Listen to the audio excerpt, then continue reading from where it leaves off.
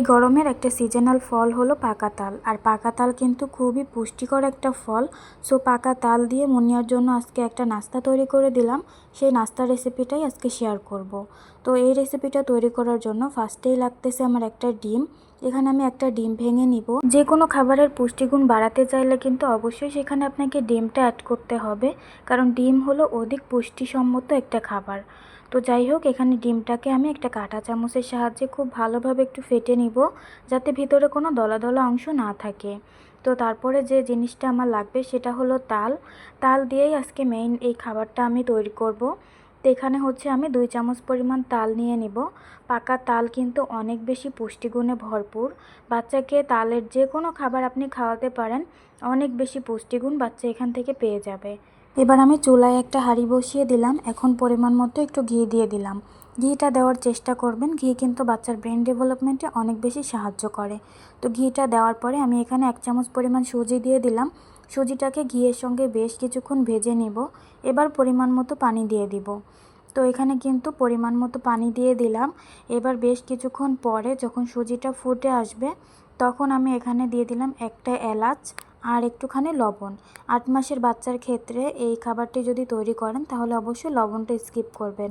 মিষ্টি হওয়ার জন্য আমি এখানে সামান্য একটু তাল মিশ্রি দিয়ে দিলাম। এবার ভালোভাবে নেড়ে চেড়ে অপেক্ষা করব সুজিটা ফুটে আসা পর্যন্ত। সুজিটা যখন ফুটে আসবে তখনই এখানে পাকা তালটা দিয়ে দিব। তালটা দিয়ে ভালোভাবে অনবরত একটু নাড়তে থাকবো, যাতে সুজির সঙ্গে খুব ভালোভাবে মিক্স হয়ে যায়। তো এখানে আমি আরও 1 চামচ তাল দিয়ে দিলাম। এখানে আমি মোট 2 চামচ পরিমাণ তাল দিয়েছি। আপনি আপনার বাচ্চার পরিমাণ অনুযায়ী কিন্তু দিয়ে দিতে পারেন। তো তালটা দেওয়ার পরে খুব সুন্দর একটা স্মেল বের হয়। তো তারপরে আমি এখানে যে ডিমটা ফেটে রাখছিলাম, ডিমটাকে এখন আস্তে আস্তে করে মিক্স করে নিব, যাতে করে কোনো রকম দলা দলা পেকে না থাকে। এভাবে আস্তে আস্তে করে দিলে পুরোটা সুজির সঙ্গে ডিমটা মিক্স হয়ে যাবে আর বাচ্চার খেতেও কোনো প্রবলেম হবে না।